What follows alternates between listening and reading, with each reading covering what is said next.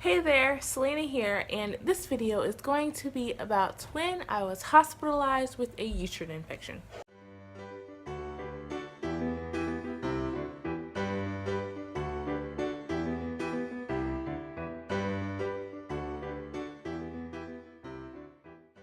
Today is still the 4th of July that I'm filming this video, but I just remembered that I wanted to make this video, and so I am deciding to go on ahead and make this today while I have remembered. Story time. If you have not seen my labor and delivery video, I will link it up above and you can go and watch that. But long story short, after 24 hours, I went in to be induced, and after 24 hours of labor, I ended up having a C-section. And long labors can cause uterine infection, and also C-sections can cause uterine infections, or they put you at a greater risk for having them. So because I had a 24-hour labor and then had a C-section, I was at an even greater risk for a uterine infection, which I did end up getting.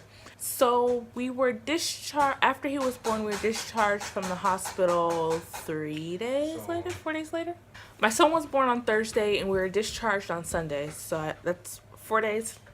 No, actually, we went in on Wednesday to be induced. He was born on Thursday, and then Sunday we were discharged from the hospital. And then the next Thursday, a week after he was born, well, I ended up going in and finding out that I had a uterine infection. What happened was that night, I was like so ridiculously cold. I was shaking so bad. I was shaking so bad I could not get up to go use the bathroom. That's how bad I was shaking. I don't even feel like that even makes any sense, but that's just how cold I was. I could not get up for nothing. I just wanted to stay bundled up and stay right there because I was just freezing cold. But then I want to say about 10 to 30 minutes later, I ended up being like really hot, and I was holding my son in my arms and I was like, "Ma, feel me, am I hot?" And she was like, I don't know, everything feels hot to me," or some crazy mess like that. She was like, I don't know, I can't really tell. So she got the thermometer and took my temperature, and my temperature was 102. But yeah, my temperature was 102, so my mom was like, we're going to the emergency room. We got everything all packed up. My son's dad was actually here at the time, and we all four of us, so my mom, my son, baby daddy, me, we all went to the emergency room. And it took them a minute before they even saw me, and then when they finally did, my son wasn't allowed to come back, only because he was a newborn. He was only a week old, and they didn't want him back there and potentially getting sick. As they were trying to figure out what was wrong with me, I did end up staying a good amount of the night in the emergency room, and so my mom actually ended up taking him home. They moved me down to the postpartum, the mom and baby ward. So that's also the postpartum ward in the hospital, but I was kind of like separate from all the moms who just had their babies. So there, my son was allowed to be there, and that was awesome. I was so glad he was allowed to be there because I did not like being away from him. And there's also the fact that he was breastfed, and when my mom took him home, she actually had to go to the store and get formula. But it took them quite a while to figure out what I had, and they did lots of pressing on my stomach. I hated it. It hurt so much. I think they did an ultrasound actually to see.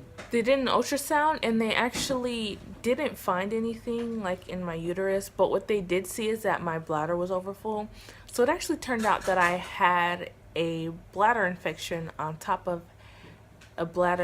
a UTI, urinary tract infection, on top of having a uterine infection.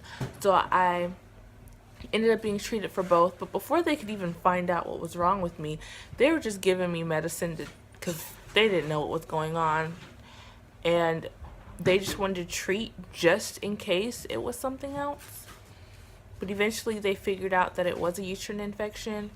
And I stayed in the hospital for another 4 days because of the uterine infection. They were giving me antibiotics, but I still was like constantly having fevers, and they wouldn't let me out the hospital until I think I went like 24 hours with no fever, which didn't happen until like after 4 days. I constantly had to get up and walk around the hospital or around the ward, which I hated. It hurt so much, but that was also helping me to get better faster. But I pushed myself to walk because I wanted to get better and get out the hospital because I was tired being in there. But yeah, that's kind of my story with having a uterine infection. Though, if you have any questions, please ask. But what I really want to say is, I know a lot of people don't like going into the hospital for anything, but after you have your baby, if you are having chills or you end up with a fever, please go into the hospital. Those are signs that something can be wrong. And if there are any other signs of having a uterine infection or anything like that, I will put these here.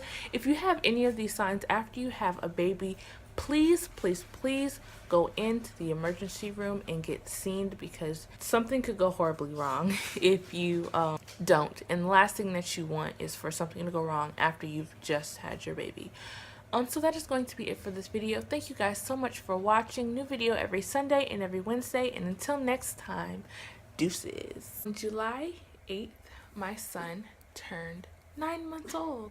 Can you believe it? Only 3 more months until he turns 1.